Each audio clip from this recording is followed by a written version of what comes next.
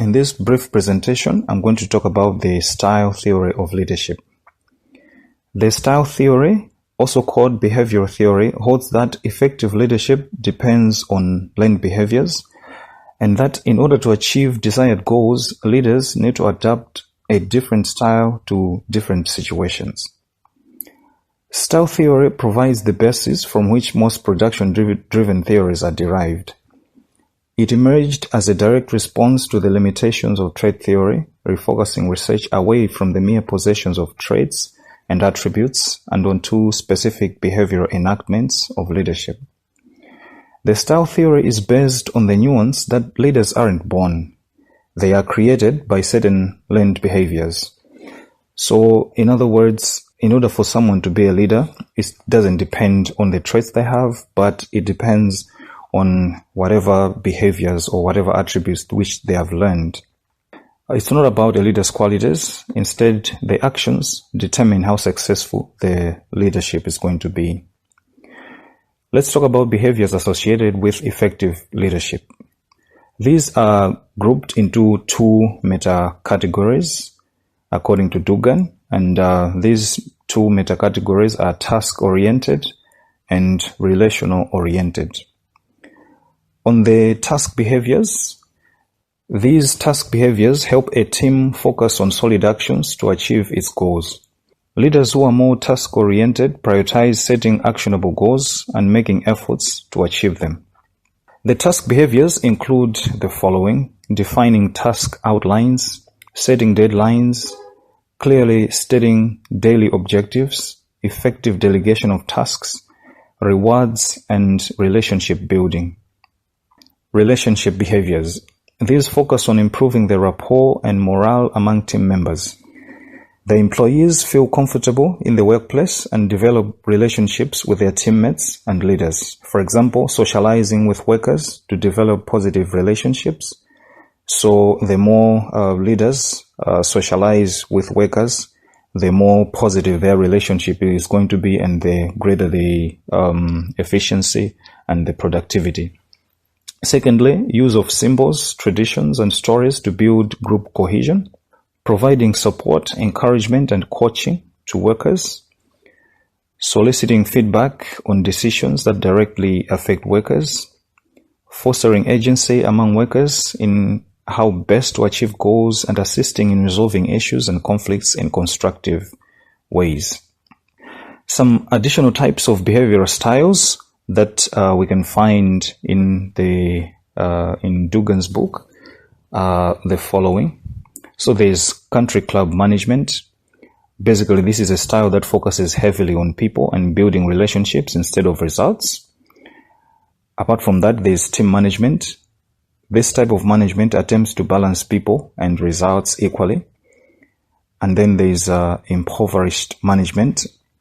And this behavioral style, which most effective leaders try to avoid, minimizes focus on people and results. So it actually, for example, a leader using this style performs their individual duties, but is often indifferent to their team's progress and needs. Authority compliance management. This management style focuses highly on results and places lesser concern on building relationships. And finally, middle of the road management. This style attempts to balance the concern for people and results. A leader using this style is often interested in continued progress but attempts to avoid disagreements. Now let's turn to advantages of style leadership. The unique approach of the style leadership theory results in several benefits compared to other trait-based styles. Several studies support its use, making it a credible and viable approach to understanding leadership processes. So, style leadership has several advantages over the leadership styles. For one, it cultivates and develops leaders with measurable leadership behaviors. These behaviors can be changed over time and when needed. Secondly, it also makes the leaders more adaptable to the situational requirements.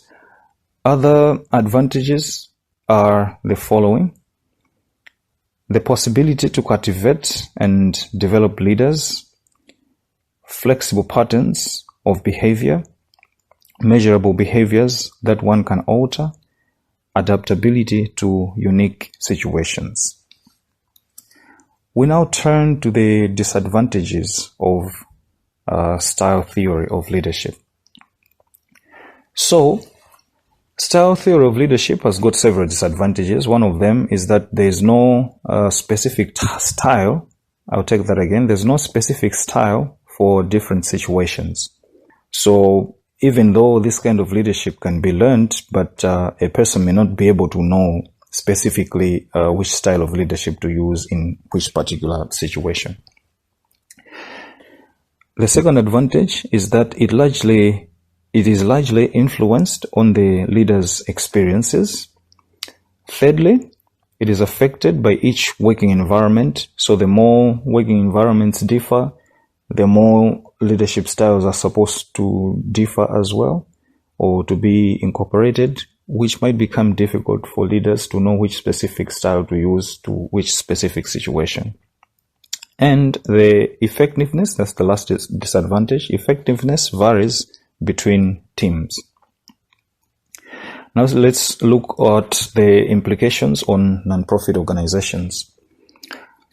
As students of non-profit management, our focus is on how all these theories that we are discussing are going to impact the work in non-profit organizations.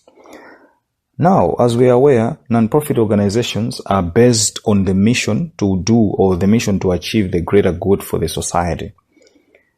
This is unlike the for-profit organizations or for public organizations, which are actually geared towards productivity, towards efficiency, meeting goals, and sometimes towards making profits. Now, since the style theory actually focuses on productivity and on efficiency, which basically lean more towards business-oriented kind of leadership, this can affect the management of non-profit organizations. If non-profit organization leaders are focused on style theory of leadership, they may end up diverting their mission from achieving the good to being more productive and to being more efficient, which at the end of the day may render them unable to fulfill their noble cause, which is to achieve the greater good for the society. Finally, how can we as non-profit students actually put this into practice? Well, firstly, cultivating the desire for learning. Since style theory is based on the fact that sometimes leadership can be learned, although we cannot completely water down the trait theory of leadership, there are some qualities of leadership which people are born with. Much as we can be born with certain qualities, but we do learn certain leadership qualities. So, as students, we can cultivate the desire to learn more. Because if leadership can be learned, then if you are really keen to learn more and new things, then we can become better leaders. Secondly, being mindful of strengths and weaknesses, our strengths and weaknesses, and having the desire to change for the better. So since we are learning to become better leaders, we need to focus on our own strengths and focus on our own weaknesses so that we can change and become better leaders. Finally, learning from role models. If leadership, according to style theory, is something which is learned and not something which we are born with, then obviously we can have role models out there as our examples or as our benchmarks for what is supposed to be good non-profit leadership. So, by focusing on these good leaders, maybe those who are still functioning right now or those who are there in the past, like, the Mandelas and the Gandhis and the Martin Luther King Jr.'s of this world. By focusing on the great things which they were able to do, we can learn from their achievements and become better leaders ourselves. So, in a nutshell, this is what I can say about the STAR theory of leadership. Thank you very much for your attention.